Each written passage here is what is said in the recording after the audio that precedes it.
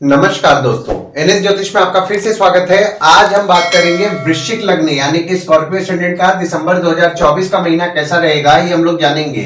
अगर आपने वृश्चिक लग्न का नवंबर 2024 का मासिक फलादेश एवं उपाय नहीं देखा है तो ऊपर दिए हुए आई बटन पर क्लिक करें। देखिए, ये वाला जो भाव होता है, इस भाव को लग्न भाव कहते हैं। इस भाव पे अगर 8 नंबर लिखा हुआ है तो वृश्चिक लग्न वाले जातकों की पत्रिका है। आइए देखते हैं शुरुआती तौर पे कौन कौन से ग्रह आपके किस किस भाव में बैठे हुए। तो चंद्रमा, सूर्य और बुध आपके लग्न पे बैठे हुए हैं। शुक्र आपके दूसरे भाव में बैठे हुए हैं। शनिदेव आपके चौथे भाव में बैठे हुए हैं। राहु आपके 5वें भाव में बैठे हुए हैं। गुरुदेव आपके 7वें भाव में बैठे हुए हैं और मंगल आपके 9वें भाव में बैठे हुए हैं और केतु आपके 11वें भाव में बैठे हुए हैं। देखिए, लग्न पे आपके चंद्रमा विराजमान है और सूर्य विराजमान है और बुध विराजमान है। और यहाँ पे देखिए, सूर्य बुध की युति आपके लग्न पे हो रही है, जिससे कि बुध आदित्य योग का निर्माण हो रहा है 15 नवंबर से लेकर के 14 दिसंबर तक। और आपके लग्न पे गुरुदेव की दृष्टि पड़ रही है और शनिदेव दोनों की दृष्टि पड़ रही है और आपके लग्न के स्वामी आपके 9वें भाव में विराजमान है। देखिए, चंद्रमा जो आपके लग्न पे विराजमान हो रहे हैं 1, 2, 28 और 29 तारीख को, तो चंद्रमा द्वारा आपके पत्रिका में राजयोग का निर्माण हो रहा है। 1, 2, 28 और 29 तारीख को आपका नसीब आपका अच्छा साथ देगा और आप पॉजिटिव माइंडेड भी रहेंगे। और सूर्य जो विराजमान है, सूर्य आपके 10वें भाव के स्वामी है, जो कि आपके लग्न पे 15 नवंबर से 14 दिसंबर तक विराजमान हो रहे हैं। तो आप वर्कोहॉलिक रह रहे होंगे। और बुध जो विराजमान है, बुध आपके 8वें भाव के स्वामी है और आपके 11वें भाव के स्वामी है, जो कि आपके लग्न पे 29 अक्टूबर से लेकर के पूरे दिसंबर के महीना तक विराजमान रहेंगे। और बुध देखिए आपके लग्न पे वक्री भी है 26 नवंबर से लेकर के 15 दिसंबर तक। देखिए, नेगेटिव थॉट्स आपको आएंगे 29 नवंबर से, तो नेगेटिव थॉट्स पे कंट्रोल करने का प्रयास करें। मेडिटेशन रेगुलर बेसिस पे करें। हालांकि देखिए, जो बुध है आपके 11वें भाव के भी स्वामी है, जो कि आपके लग्न पे विराजमान है, तो आपको मान सम्मान की प्राप्ति कराएंगे, आपके पराक्रम को बढ़ाएंगे और आपको धन से संपूर्ण भी करेंगे। लग्न पे आपके गुरुदेव की दृष्टि पड़ रही है और वक्री गुरुदेव की दृष्टि पड़ रही है, तो आपको नॉलेज निश्चित तौर पर दिलाएंगे, आपको ज्ञान की प्राप्ति कराएंगे। हालांकि यहाँ पे देखिए, आपका वेट भी बढ़ सकता है, तो एक्सरसाइज रेगुलर बेसिस पे करें। और शनिदेव की दृष्टि भी आपके लग्न पे पड़ रही है। देखिए, लग्न पे शनिदेव की दृष्टि का पड़ना आप में थोड़ा बहुत आलस्य लाएगा। और आपके लग्न के स्वामी आपके 9वें भाव में विराजमान है 20 अक्टूबर से और पूरे दिसंबर के महीना आपके 9वें भाव में ही विराजमान रहेंगे। देखिए, 20 अक्टूबर से आप में धार्मिक कार्यों में रुचि बढ़ी होगी और आप लक पर विश्वास भी कर रहे होंगे। और 20 अक्टूबर से देखिए, आपका नॉलेज लेवल जो होता है ना, नॉलेज लेवल को भी आप बढ़ा रहे हैं। हालांकि देखिए, लग्न पे भी गुरुदेव की दृष्टि पड़ रही है, तो आपके नॉलेज को निश्चित तौर पर गुरुदेव भी बढ़ा रहे हैं। और यहाँ पे मंगल भी आपके 9वें भाव में विराजमान है, तो आपके नॉलेज को आपके बढ़ाएंगे। दूसरे भाव में आपके शुक्र विराजमान है और सूर्य 15 दिसंबर को विराजमान होंगे और आपके दूसरे भाव के स्वामी आपके 7वें भाव में विराजमान है। देखिए, दूसरा भाव जो होता है वो होता है आपके वाणी कुटुंब कोष का होता है। शुक्र जो आपके दूसरे भाव में विराजमान है, आपके 7वें भाव के स्वामी है और आपके 12वें भाव के स्वामी है, जो कि आपके दूसरे भाव में विराजमान है 6 नवंबर से लेकर के 1 दिसंबर तक। तो 6 नवंबर से 1 दिसंबर तक कोई सेविंग्स अगर आपको करना है ना, तो आपकी स्पाउस द्वारा अगर आप सेविंग करेंगे तो आपको निश्चित तौर पर पॉजिटिव रिजल्ट मिलने वाला है। और अगर आपका काम कोई भागीदारी में हो रहा है तो भागीदारी से भी आपके लाभ होगा, जिसके कारण आपका सेविंग्स होगा। हालांकि यहाँ पे आपको सेविंग्स को सोच समझ करके खर्च करना है, अनवांटेड खर्चा से बचना है, क्योंकि आप अनवांटेड कुछ ना कुछ खर्च कर सकते हैं, जिसके कारण आपका सेविंग्स होगा। पर सेविंग्स जिस तरीके से आप सेविंग्स करेंगे, वहीं आपका दूसरी ओर सेविंग्स भी निकल जाएगा। जो भी लोग विदेश संबंधित काम करते हैं, जैसे कि इंपोर्ट एक्सपोर्ट हो गया, फॉरेन ट्रेड हो गया, या फॉरेन से प्रोजेक्ट्स उठा के काम कर रहे हैं, या कोई भी विदेश संबंधित काम कर रहे हैं, उनके लाभ के योग बन रहे हैं। और अगर आपके परिवार के सदस्य विदेश जाने का प्रयास कर रहे हैं, तो 6 नवंबर से 1 दिसंबर तक आपके लिए फेवरेबल समय है। और जो सूर्य 15 दिसंबर को विराजमान होंगे, तो आप जो काम में मेहनत करेंगे, तो 15 दिसंबर से आपका सेविंग्स आपके काम द्वारा होगा। आप जिस भी पीरियड में काम कर रहे हैं, 15 नवंबर से आपका सेविंग्स होगा और पिता से संपत्ति मिलने के आपके योग भी बन रहे हैं। तीसरे भाव में आपके शुक्र विराजमान हो रहे हैं। 2 दिसंबर को गुरुदेव की दृष्टि पड़ रही है और मंगल की दृष्टि पड़ रही है और आपके तीसरे भाव के स्वामी आपके चौथे भाव में विराजमान है। देखिए तीसरा भाव जो होता है वो होता है आपके स्वयं के पराक्रम, धैर्य, छोटे भाई बहन, पड़ोसी, डेली के प्रवास का होता है। शुक्र जब आपके तीसरे भाव में 2 दिसंबर से विराजमान होंगे, एक तरफ आपकी स्पाउस द्वारा आपको हिम्मत मिलेगी, स्पाउस से आपको धैर्य की प्राप्ति होगी, और ये जो आपको हिम्मत मिलेगा ये 2 दिसंबर से लेकर के 27 दिसंबर तक मिलेगा। भागीदारी में आप काम करते हैं, भागीदारी से आपको हिम्मत मिलेगा, भागीदार द्वारा आपको धैर्य की प्राप्ति होगी। और आपका डेली का प्रवास, जिसको कि हम लोग डेली का ट्रैवलिंग बोलते हैं, उसको लेकर के कुछ ना कुछ आपके खर्च भी बढ़ेंगे 2 दिसंबर से 27 दिसंबर तक। छोटे भाई बहन को लेकर के आपके कुछ ना कुछ खर्च बढ़ेंगे 2 दिसंबर से 27 दिसंबर तक। और दृष्टि अगर हम लोग देखें तो गुरुदेव की दृष्टि पड़ रही है और मंगल की दृष्टि भी आपके तीसरे भाव में पड़ रही है। देखिए तीसरा भाव जो होता है वो होता है आपके स्वयं के पराक्रम, धैर्य, छोटे भाई बहन, पड़ोसी, डेली के प्रवास का होता है। मंगल और गुरुदेव दोनों की दृष्टि आपके तीसरे भाव में पड़ रही है, तो आपका पराक्रम तो निश्चित तौर पर अच्छा रह रहा होगा। छोटे भाई बहन से आपके संबंध में आपको मजबूती देखने मिल रहा होगा। वहीं दूसरी ओर आपके छोटे भाई बहन और पड़ोसी जो होते हैं वे थोड़ा स्वभाव में एग्रेसिव रह रहे होंगे 20 अक्टूबर से। एग्रेसिव स्वभाव को थोड़ा आपको डिप्लोमेटिकली हैंडल करना है। और वहीं दूसरी ओर आपकी माता द्वारा भी आपको धैर्य की प्राप्ति हो रही होगी। चौथे भाव में आपके शनिदेव विराजमान है और शुक्र 28 दिसंबर को विराजमान होंगे और मंगल की दृष्टि आपके चौथे भाव में पड़ रही है। देखिए चौथा भाव जो होता है वो होता है आपके सुख, माता, घर, वाहन का होता है।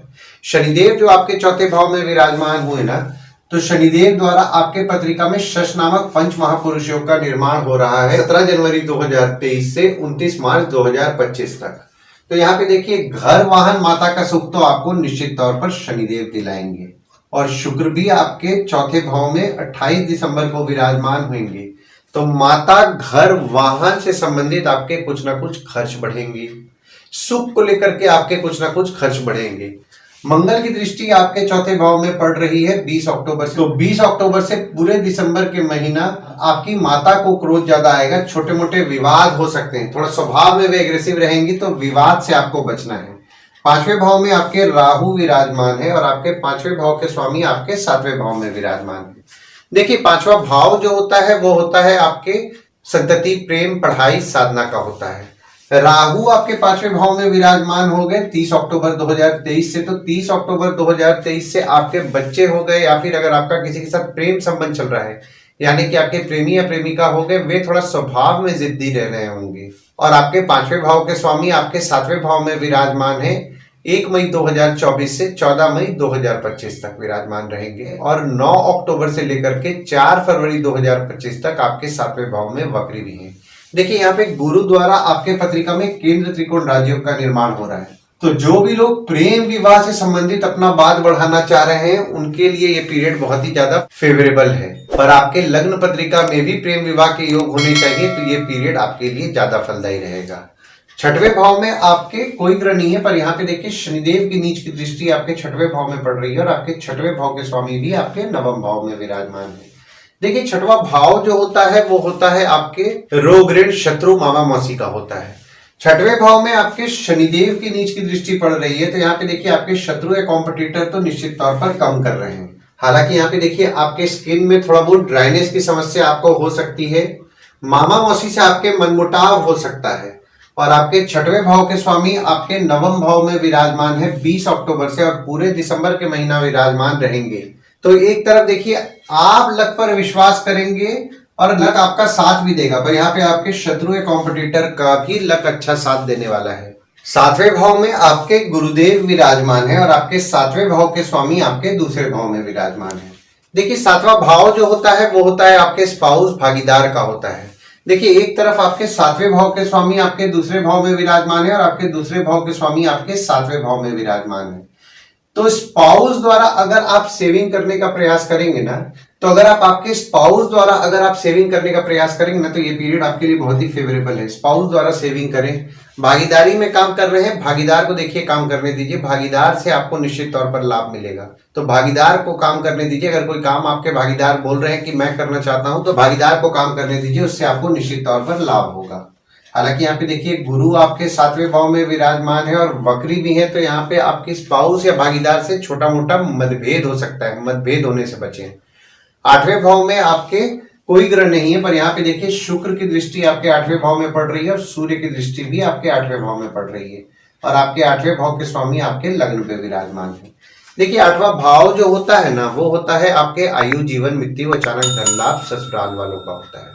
तो 8वें भाव के स्वामी आपके लग्न पे विराजमान है, तो आपको थोड़ा बहुत नेगेटिव थॉट्स लाएंगे, तो नेगेटिव थॉट से बचें और मेडिटेशन रेगुलर बेसिस पे करें।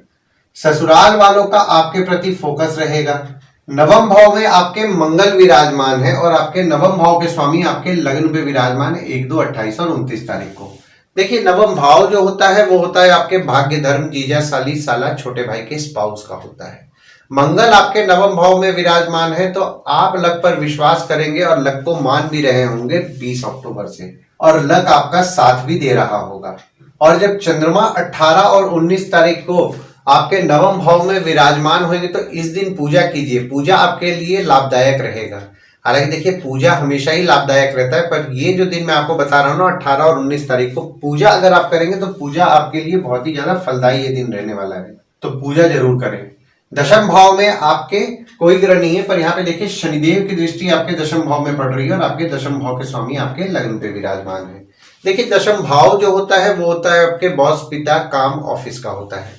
शनिदेव की दृष्टि आपके दशम भाव में पड़ रही है 17 जनवरी 2023 से। हालांकि देखिए यहाँ पे गुरुदेव की दृष्टि भी 30 अप्रैल 2024 तक पड़ रही थी, तो पिता और बॉस से आपके संबंध में आपको मिला जुला फल मिल रहा था।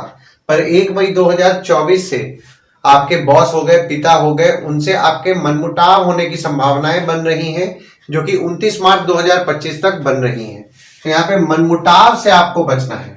काम करने का प्रयास कर रहे हैं, पर यहाँ पे आपके काम को लेकर के बाधाएं उत्पन्न हो रही हैं। काम समय पर नहीं हो रहा है। काम में मेहनत कीजिए, क्योंकि अगर आप मेहनत नहीं करेंगे तो ये जो पीरियड है आपको जैसा रिजल्ट आप एक्सपेक्ट करेंगे वैसा रिजल्ट नहीं मिलेगा। तो मेहनत आपके काम पे करना है। जितना आप मेहनत करते हैं उससे ज्यादा एफर्ट लीजिएगा, तो जाकर के आपको ज्यादा अच्छा रिजल्ट देखने मिलेगा। क्योंकि शनिदेव देखिए कोई भी चीज इतने आसानी से नहीं देते हैं, मेहनत कराते हैं और कड़ी मेहनत कराने के बाद, परिश्रम कराने के बाद जाकर के फल देते हैं। तो काम को लेकर के आपको आपका मेहनत बढ़ाना है और मेहनत जरूर कीजिए। हालांकि देखिए आपके दशम भाव के स्वामी आपके लग्न पे 15 नवंबर से 14 दिसंबर तक विराजमान है, तो आप काम को लेकर के वर्कोहॉलिक रहेंगे। आपके बॉस का आपके प्रति फोकस रहेगा और आपके बॉस आपके विचारों का समर्थन भी देंगे। 11वें भाव में आपके केतु विराजमान है और गुरुदेव की दृष्टि आपके 11वें भाव में पड़ रही है और आपके 11वें भाव के स्वामी आपके लग्न पे विराजमान है। देखिए 11वां भाव जो होता है ना, वो होता है आपके आय, यानी कि इनकम, दोस्त, पहचान के लोग, कम्युनिकेशन, बड़े भाई बहन का होता है। केतु आपके 11वें भाव में विराजमान है 30 अक्टूबर 2023 से। तो 30 अक्टूबर 2023 से केतु आपको निश्चित तौर पर शुभ फल प्रदान इनकम को लेकर के देंगे। हालांकि यहाँ पे आपके बड़े भाई बहन हो गए, दोस्त हो गए, पहचान के लोग हो गए, उनको आपको प्रिडिक्ट करना थोड़ा बहुत मुश्किल जा रहा होगा। पर आपके बड़े भाई बहन हो गए, दोस्त हो गए, पहचान के लोग हो गए, उनके साथ आपके संबंध में मजबूती भी आपको देखने मिलेगा और कम्युनिकेशन से भी आपको लाभ होगा। देखिए गुरुदेव की दृष्टि आपके 11वें भाव में पड़ रही है, तो आपको इनकम तो निश्चित तौर पर कराएंगे और केतु भी विराजमान है, तो आपके अचानक धन लाभ होने के योग भी बना रहे हैं। 12वें भाव में आपके कोई ग्रह नहीं है, पर यहाँ पे देखिए मंगल की दृष्टि आपके 12वें भाव में पड़ रही है और आपके 12वें भाव के स्वामी आपके दूसरे भाव में विराजमान है। देखिए 12वां भाव जो होता है वो होता है आपके खर्च, जेल, फॉरेन, हॉस्पिटल, मोक्ष का होता है। मंगल की दृष्टि आपके 12वें भाव में पड़ रही है, तो किसी से भी विवाद से बचें और अगर कोई विवाद भी हो रहा है तो अपने एंड से ही सॉल्व करें, कानूनी मामले में ना जाने दें। और आपके 12वें भाव के स्वामी आपके दूसरे भाव में विराजमान है 6 नवंबर से लेकर के 1 दिसंबर तक। तो 6 नवंबर से 1 दिसंबर तक जो भी लोग विदेश संबंधित काम कर रहे हैं, जैसे कि इंपोर्ट एक्सपोर्ट हो गया, फॉरेन ट्रेड हो गया, फॉरेन से प्रोजेक्ट्स उठा के काम कर रहे हैं, कोई भी विदेश संबंधित काम कर रहे हैं, उनके लाभ के योग तो निश्चित तौर पर बन रहे हैं। और अगर आपके परिवार के सदस्य विदेश जाने का प्रयास कर रहे हैं तो उनके लिए भी ये समय फेवरेबल है। पर जो लोग विदेश संबंधित काम नहीं कर रहे हैं वे पैसे सोच समझ के खर्च करें, खासकर 6 नवंबर से 1 दिसंबर तक। यहाँ पे अनवांटेड कुछ ना कुछ खर्चे आपके आ सकते हैं, जिसके कारण आपका सेविंग से कुछ पैसा खर्च हो सकता है। आइए गुड डेट्स और बैड डेट्स के बारे में जान लेते हैं। तो गुड डेट्स वो डेट्स हो जाते हैं जिस दिन अगर आप कोई नया काम शुरू करना चाह रहे हैं, कोई कंपनी में आपके एग्रीमेंट हो रहा है, कोई कंपनी में आपके ज्वाइनिंग हो रहा है, या फिर अगर आप कहीं बाहर जाने का प्लान कर रहे हैं, कोई भी अच्छा काम करना चाह रहे हैं, तो इस डेट्स को आप कंसीडर कर सकते हैं। तो डेट्स हो जाते हैं 1 तारीख, 2 तारीख, 5 से 8 तारीख, 14 तारीख, 15 तारीख, 18 तारीख, 19 तारीख, 28 तारीख और 29 तारीख। वहीं बैड डेट्स में अगर आप कहीं बाहर जाने का प्लान कर रहे हैं, कोई कंपनी में आपके एग्रीमेंट हो रहा है, कोई कंपनी में आपके ज्वाइनिंग हो रहा है, या फिर अगर आप कोई नया सामान खरीदना चाह रहे हैं, कोई भी अच्छा काम करना चाह रहे हैं, तो इस डेट्स को आप अवॉइड कीजिए। तो डेट्स हो जाते हैं 11 से 13 तारीख, 16 तारीख, 17 तारीख, 25 से 27 तारीख। इस डेट्स को आप कहीं लिख के रख लीजिए ताकि आपके ध्यान में रहे। और उपाय में आपको हनुमान चालीसा, बजरंग बाण, सुंदरकांड का पाठ करना है, ओम गणपते नमः का जाप करना है। मंगलवार के दिन हनुमान मंदिर या गणपति मंदिर नियम पूर्वक जाना है। और सोमवार के दिन अगर आप शिव मंदिर जा रहे हैं और शिव भगवान को जल चढ़ाएं और जल चढ़ाते समय ओम नमः शिवाय का जाप कर रहे हैं तो आपको अच्छा लाभ होगा। आशा करता हूं इस वीडियो में दी हुई जानकारी आपको पसंद आई होगी। अगर आप हमें YouTube पे देख रहे हो और ये वीडियो आपको पसंद आया हो तो इस वीडियो को लाइक कीजिए, चैनल को सब्सक्राइब कीजिए, नोटिफिकेशन बेल जरूर दबाइए। और अगर आप हमें फेसबुक पेज पे देख रहे हैं तो फेसबुक पेज को लाइक कीजिए और फॉलो कीजिए। धन्यवाद दोस्तों, कल फिर मिलेंगे एक नए वीडियो के साथ।